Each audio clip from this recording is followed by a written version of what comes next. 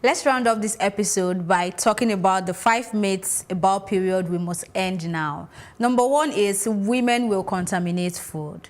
In a study done in a random school in rural India, 55% of girls surveyed believed they could not cook or enter the kitchen during and 4 days after menstruation or food resar. Now, bringing it back to Nigeria, while growing up, I heard people say whatever food cooked by a woman during her period will not taste good.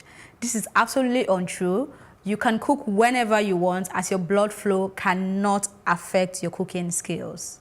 Now, number 2 says women cannot enter holy places. This myth exists in parts of the world ranging from Bali, India, and even here in Nigeria.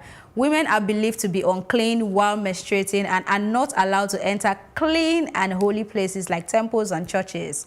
This is a form of gender inequality that limits women from the same human rights like freedom to practice religion that men have access to. Girls and women menstruating are not unclean. They are normal, natural, and healthy. Now, number 3 says sanitary pads need to be kept unseen. It should be kept private and covered in paper while purchasing. Now, I'll tell you a story. One day, a neighbor came to my room. This neighbor, now who has become a friend, walked into my room. She saw a pack of sanitary pad on my bed stool and immediately became uncomfortable. She said I was not being careful enough or woman enough, in her own words, because my sanitary pads should not be kept in the open. As usual, she couldn't defend her stance. There is nothing to be ashamed of, and for this reason, UNICEF implemented a massive menstrual education program in hopes of increasing access to proper menstrual products and sanitation facilities. Now, number 4 says girls having their period should not go near or touch plants because the plants will die if they do so.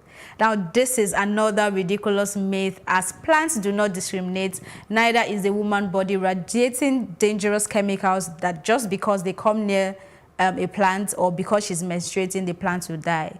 Plants thrive on good care like all of us, irrespective of who it is it comes from. And the final one is, a girl should not talk about her periods in public. If she does, she will be ashamed or shamed publicly. Oh dear. I remember the first time I shared a piece on Facebook about my butt paining me during menstruation. I got messages from people saying I should not be talking about things like that in public space. I simply asked them why, and of course, they couldn't logically defend their stance. Do you think twice before you talk about your hair, your eyeliner, your eyelashes, your nail polish?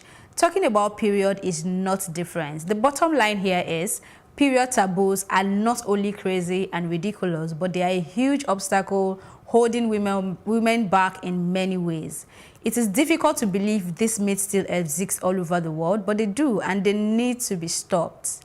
Awareness and education, especially for people in rural and developing countries, is necessary to empower girls and women everywhere. Also, note that taking care of yourself during menstruation is as important as taking care of your day-to-day activities. My name is Elsie Godwin. Thank you for watching.